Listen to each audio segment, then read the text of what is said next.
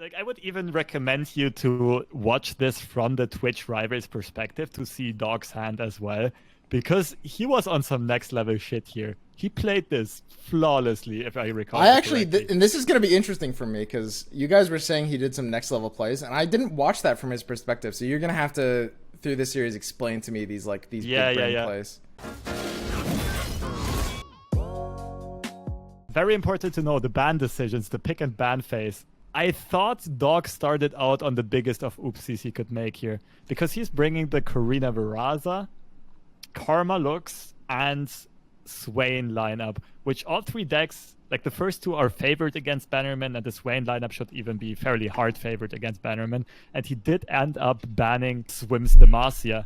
And I was like, wow, this is amazing. Swim actually has a real shot here at taking home gold. What did you end up banning again? Karma Lux, right? That's a pretty easy ban. Karma Lux. This Swain deck is actually pretty hard to pilot. I've done some playtesting on it.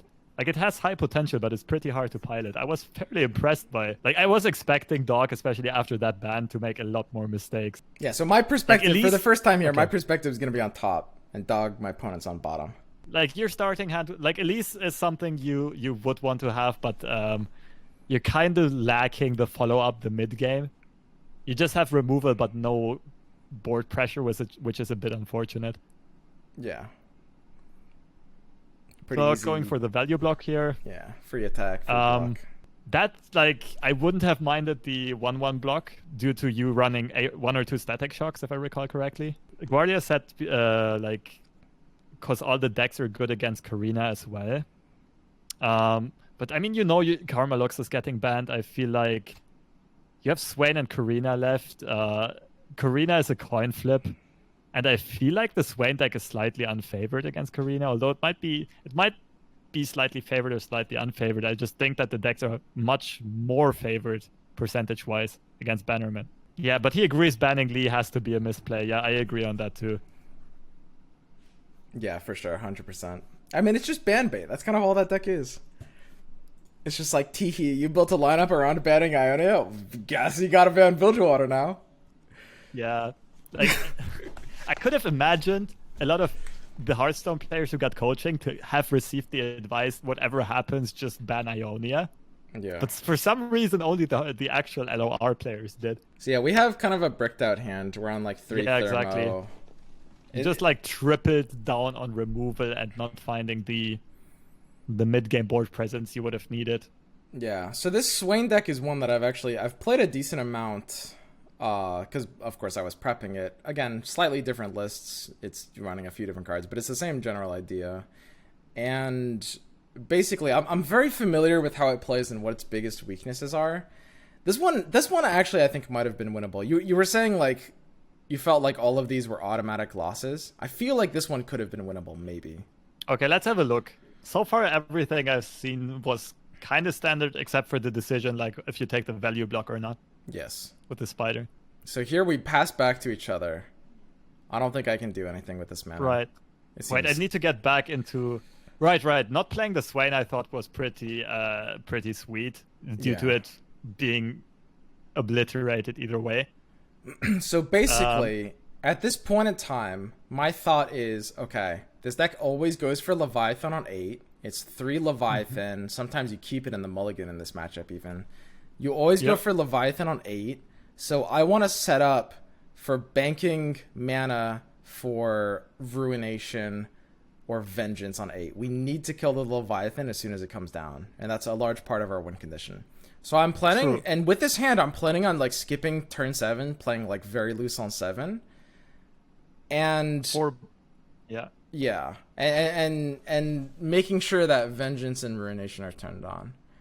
And because of that, we make a potentially weird play here. I think Presto was saying he didn't like that play. We drop a 9-mana Thermo Beam on Swain, which seems very weird. Basically, there's a good chance I'm kind of like not doing anything on turn 7, and I just want to keep my Vengeance alive when I have it, is the reason. So the other play would have been what? Vengeancing instead? Vengeance and bank the mana, but brick my hand. Okay. It's interesting. This is a really tough one. When I did it, it felt, I mean, it's either like 5 head or 3 head. You really, it's it's hard to say. That's a really, really hard call. But yeah, honestly, I can't make up my mind what would have been better here. I kind of do. Yeah, this is. But you don't really have a play this turn anyway, right? exactly, which is why, like, if he's not gonna force me to do anything, I just want to bank full, and keep the vengeance in my hand instead of the brick thermo in my hand. Okay, it's kind of hard to stay unbiased here because we do see both hands, but Yeah. I think I like the play you did. I think so too, but it's very close. So you're thinking of Mystic shotting the Arachnoid, okay? Yeah. You kind of know that opponent's not going to open swing, though. But it would have been like mana efficiency and everything. And this is an awkward game. This is such an awkward hand state for Karina in these like turn 6, 7, 8. Yeah, it's very, very strange. So here we're in this position where, I mean, you kind of always expect Leviathan on 8, always, no matter what, right? Yeah, because if he doesn't have it, you're like super far ahead. Yeah. So you play as if you had it, yeah. Here I wanted him to open play it so I could ruin 8. Of course he didn't. That would have been probably ideal, but we saved the vengeance over the thermo. We need to respect our health. Our health is like a little low here. And there's a few different... Sorry, what was your reasoning for not Mystic shotting in the end last turn? Do you remember? I think like locking his mana, keeping the option open, it felt like he would always have a counter to it, and keeping Mystic Shot open and flexible is really big in this matchup. Okay. I can get behind it. It might be a very important burn finish with your current hand. It's just like, when in doubt, using Mystic Shot just feels bad. But I mean, I think I end up using it here. I don't know. Maybe it's just like trolly to not use it before. Like, what changed in this situation? I think I ended up using Mystic here because at this point we don't have the Ruination. We have the Vengeance mana either way. Right. And Mystic... No, but okay. Oh yeah. I now I remember what Presto meant when I think he was talking about exactly this turn. Like, I think he heavily disliked the Mystic Shot putting you into, like, forcing you to play Vengeance instead of Thermo Beam for 9. And I think he is kind of correct with, if you do plan on Mystic shotting the spider anyway, you should have done it last turn. Before. Yeah, I think the Mystic here was a misplay. I'm supposed to just keep it alive, keep it open. Just don't Mystic there. That's where the misplay happened. Either that or, like, it's kind of hard to say, but I wouldn't have minded you Mystic shotting last turn on turn 7 instead of burning mana. Wait, can you go back to last turn? Because this is, like, very interesting of this point. This is like I said, you said that out of these games, both of them didn't seem winnable from my perspective, and this one felt like it should have been winnable. I might have exaggerated it a bit because I was 7, right? expecting Dog to misplay a lot, but he didn't. But if I recall correctly, he also did find some pretty nutty draws. But let's see what happens. No, it's very true. Like, I shouldn't have taken that Mystic on 8. That was definitely where the misplay was. But yeah, I need to keep the Mystic alive. And just, like, keep the Thermo mana alive. And just so that I can continue keeping the Vengeance threat alive. But Sensei also made a very good point. Like, can you pause here for a second? Yeah. You said one of the reasons you didn't Mystic was because he would tap out of 2 mana here. And he would not be able to develop another minion. You were holding a Ruination, though. So if he develops another minion, it's... At 4 mana, the biggest minion he can play is going to have 3 attack, if I recall correctly. So he's not going to swing in for more damage anyway than he would right now. Yeah. And if he develops Leviathan before attacking, you have Ruination in your hand as an answer. It was also... Dex Sensei was also considering just wailing. Yeah, there is a consideration to just wail here. I was thinking Wail about isn't that that bad, right? It removes the 2/1 spider, and for the logic we had before, I guess the worst he could play is House Spider into deckhand, which at this point is super duper unlikely. Yeah. So he would refill 5 damage onto board, but Whale heals you for 3 and removes 2 damage, which is also 5, which would be a net equal, like, even play. This turn 7 and turn 8 was where we could have done more. It just seems a bit inconsistent to not do a play here, but use the Mystic Shot next turn and tap us out of Thermo mana. He takes the open swing, and then we take, a delayed Mystic. It's just kind of like, at that point in time, it's effectively apparent that he's not doing any, he's not overcommitting into me.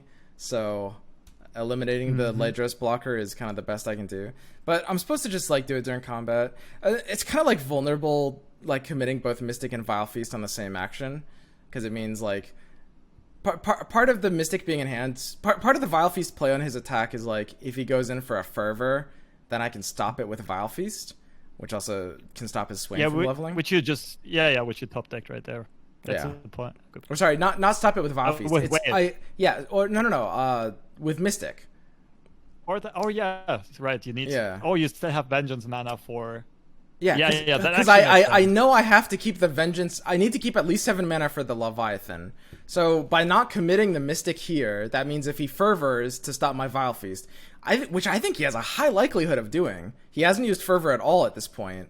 If he Fervors to stop the Vile Feast, then I can Mystic the Spider to stop the Fervor and save a lot of health and protect myself from the potential Swain level up, because Swain wasn't leveled up at this point.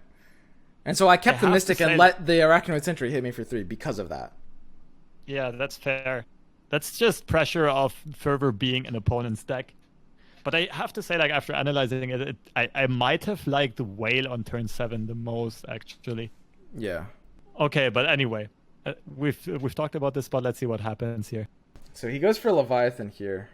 That was actually really good by Dog, though. Right. Like, not using the Fervor. That was already one of the parts where I was like, wow, okay, this dude is on some I think stuff. Almost anybody would have used Fervor there.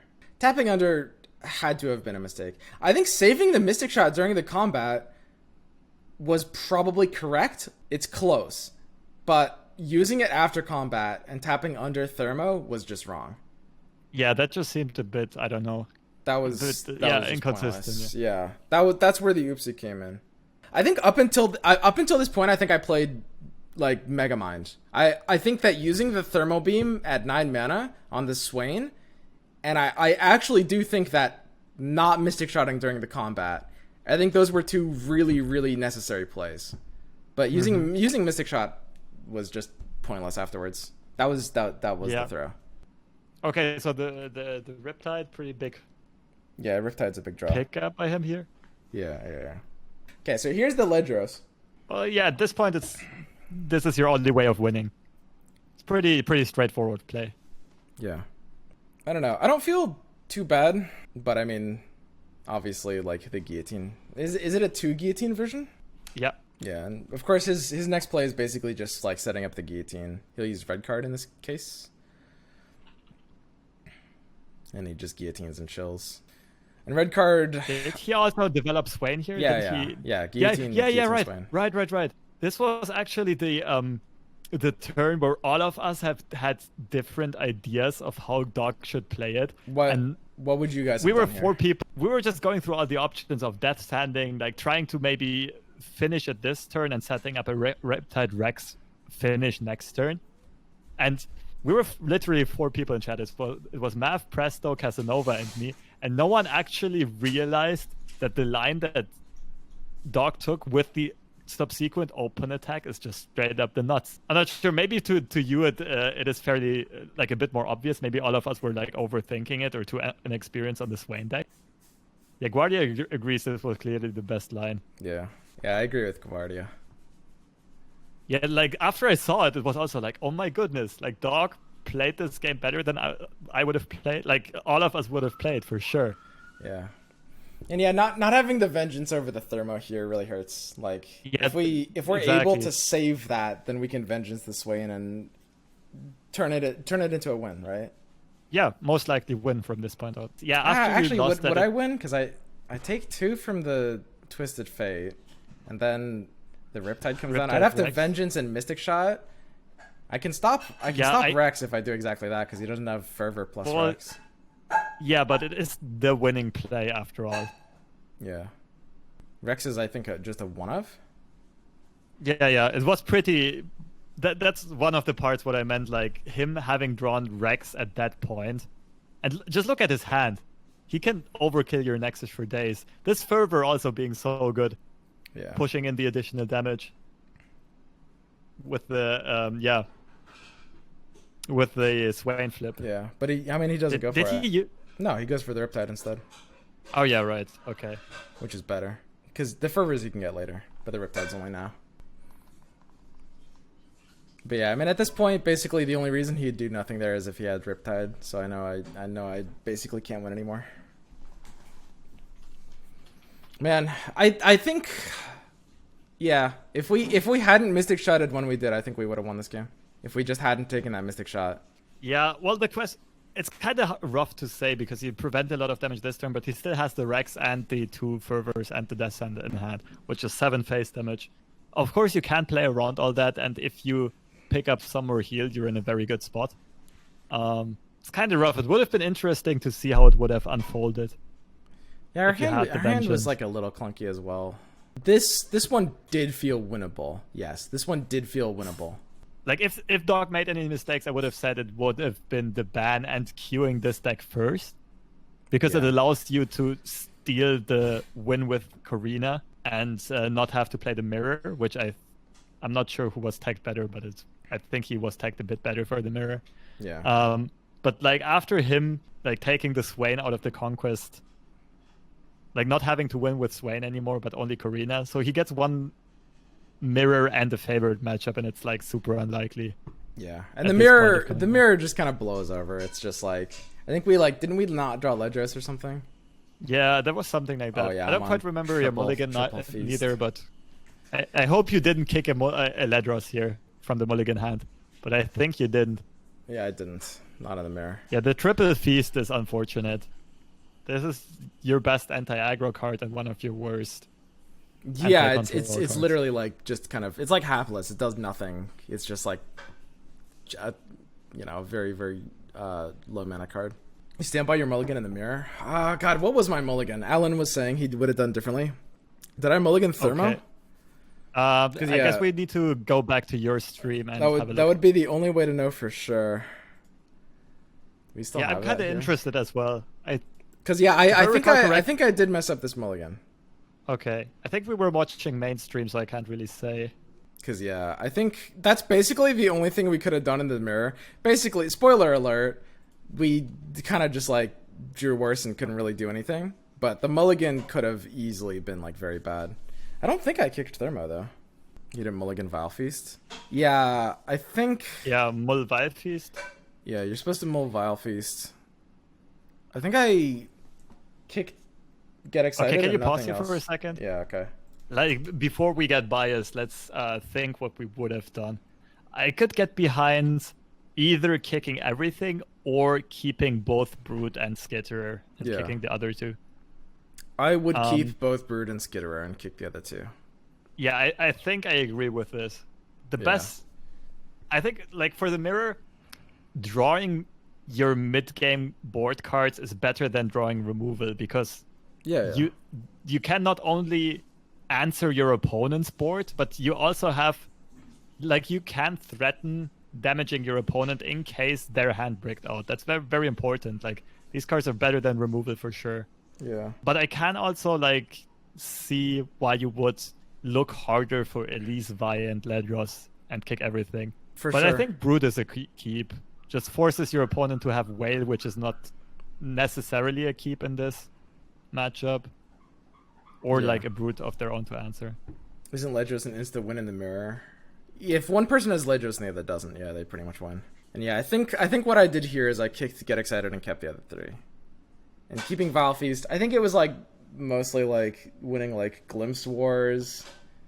And like helping own the board a slight amount. But yeah, I think it had to have been Trolley.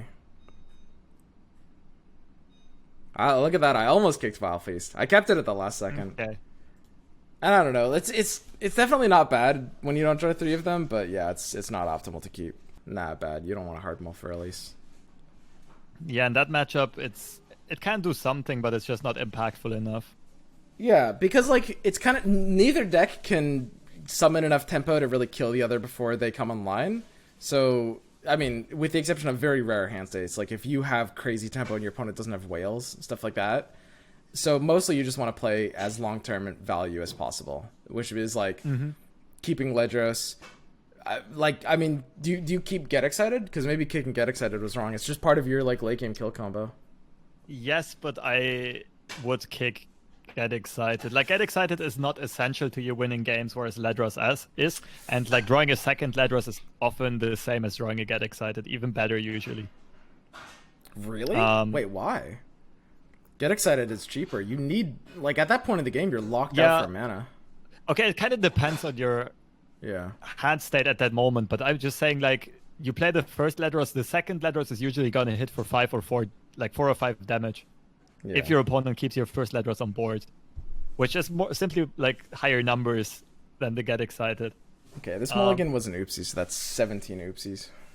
Okay. But you only run one Get Excited, right? But still, I wouldn't keep it in the opening hand. Like Brute or Vi or something just can be more impactful in case your opponent doesn't have a great answer. Yeah. And they also answer your opponent's Vi and Brute, so... So yeah, I mean, the rest of this game just kind of plays itself out. It's like... Yeah. We just... Like, at this point, your hands are fairly similar, except that Dog has the Whale answer to your Brute, and you only have 2 Vi Feast answers to his Brute. He also has a Flip the Lease. What I will say, though, what I saw a lot this tournament is players not realizing how Fearsome works, apparently. Yeah. I see that a lot on my Twitch chat, too. Yeah. A lot of times they could have just swung for Nexus and like threatened lethal, and instead they pulled 1/1 blockers with the little spiders instead. Yeah. It was crazy. That happens so often. Oh yeah. We let Elise level up again the second time this tournament, right? Did you have to? Yeah. It's like I was kind of like basically playing around. Wait, you could have Vi Feasted. Yeah. I was playing around to like Glimpse or something, and I was like, level up doesn't end up mattering that much. Yeah, but it's I don't know. That's a definite oopsie. Yeah. I'd consider that an oopsie. It has a pretty hard time mattering here, but I mean, it's always wrong. It has to be because at least can threaten like an actual win condition. Yeah, like in this game, Dog just had every answer to every card you played. Like you might think like finding that Vi in that spot might swing you the game, and he just thermos it perfectly efficiently. You play your own Brute later, he just whales it. Yeah. No, he even has double whale. I think he uses one whale semi-preemptively, like on all of your 1/1 blockers. And then you think, okay, now he used whale, I just pop Brute and you eat another one. Something like that happened. So what do you think about this removal that we do here? Yeah, I liked it.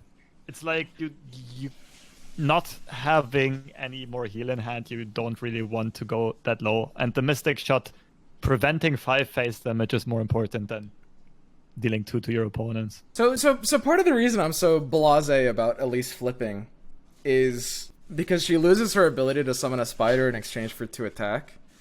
And of course, if I have like a whale, then that doesn't matter. But I don't have a whale here. I know I'm gonna like mass clear the board anyway.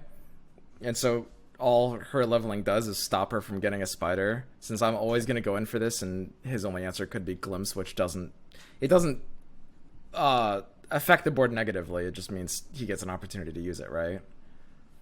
Okay. So letting her level kind of commits me into this line, but I think my hand might have already committed me into this line. Like, unless I top deck whale. It just makes like top decking whale feel, I guess, a bit worse. Okay, but still, like, letting her flip makes his spiders fearsome, right? You take more damage than you would have taken if you could have placed the 1/1 in front of one of the 2/1s, right? And he does get an extra spider, but overall you take one less damage. Because he has the whale to kill the spiders anyway. Yeah. Yeah. He just had all the answers, man. There's just no reason for it. Also, when he drew the double Ledros, we were kind of saying in chat, like, okay, there's above 80% favored at this point. Yeah, fighting into double Ledros feels bad.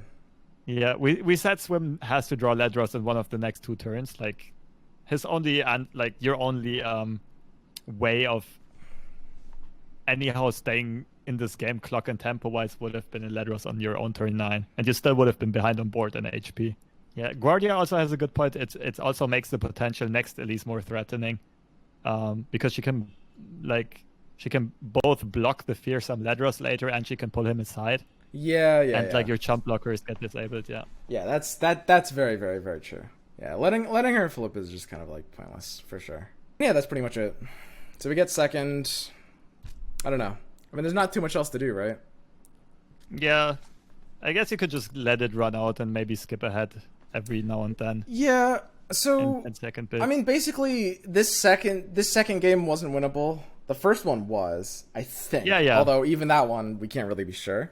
But either way, I think a lot of people use that as a justification for misplays. They're saying, "Well, I couldn't have won it anyway." It's sort of like a feel better about misplays, and I think that's a really, really, really big bait that stops a lot of people from improving. It's like the 2 oopsies we made that game were still oopsies. It doesn't matter if we could have won it or we couldn't have. That it doesn't. Why would that matter?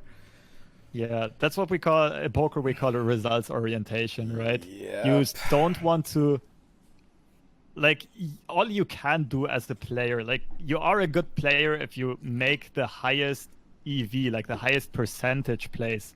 Yeah. And they won't always win you the games. That's something you need to understand. All you can do as a player is put you in a spot where you're more likely than your opponent to win, and the rest is up to RNGesus.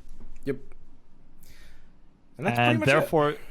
Yeah, I know it sometimes feels better to say it wouldn't have mattered. I do that sometimes as well, especially in big tournaments. But still, if you want to improve as a player, you have to be critical no matter the outcome. Yeah. Like, analyze every play one by one, kind of like we just did this whole session, and see what we could have done better. Yeah. I think, like, I don't know, at the end of the day, the thing to realize is, like, it is a trade-off between, like, feeling more comfortable or improving. And that's kind of how life is. Comfort is always going to be something that calls to you and tries to make you do certain kinds of decisions. And some people will lean deeper into comfort than others. But what improving means is making yourself uncomfortable. It's getting out of your comfort zone. If we say it from a poker player's lens, it's probably optimal. It's probably GTO to find a fair balance between both, because if you only go for self-improvement, you burn out as well. Yeah. And it, in the long run, does decrease your performance. But, you even ended up going for the Harakiri here. You didn't let Dog take your dignity. You finished your own nexus. I respect that. That was nice, at least. That was nice, at least. Yeah. In the biggest final we have seen so far, you still didn't let your opponent get the final word. I respect that. Fresh Lobster, remind these fine people where they can find you if they would be inclined. All right, thank you so much for allowing me to do some blatant self-promotion. So right now I am streaming this whole conversation, this whole analysis from my own Twitch stream. It's Fresh Lobster CCG for Collective Card Games. I would try to be on Twitch every day. Apart from that, I have a YouTube channel, which is also Fresh Lobster. But if you actually search for Fresh Lobster on YouTube, you will find some ridiculous video, not ridiculous, like actually horrifying videos of how lobsters get tortured for culinary purposes. So don't do that. If you want to find some guides I do on YouTube, I have one guide on hand reading and one guide on how to mulligan. I really enjoy doing guides. I really do enjoy doing analysis and sharing knowledge. So I will be putting out more guides in the future. We always have a voting poll underneath my stream with some suggestions of possible next topics for guides. That's it for me. Enough blatant self-promotion, I guess. And big shout out to you, Swim. Thanks for having me on this. This was actually super duper fun. I enjoyed that a lot. It was good. It was good.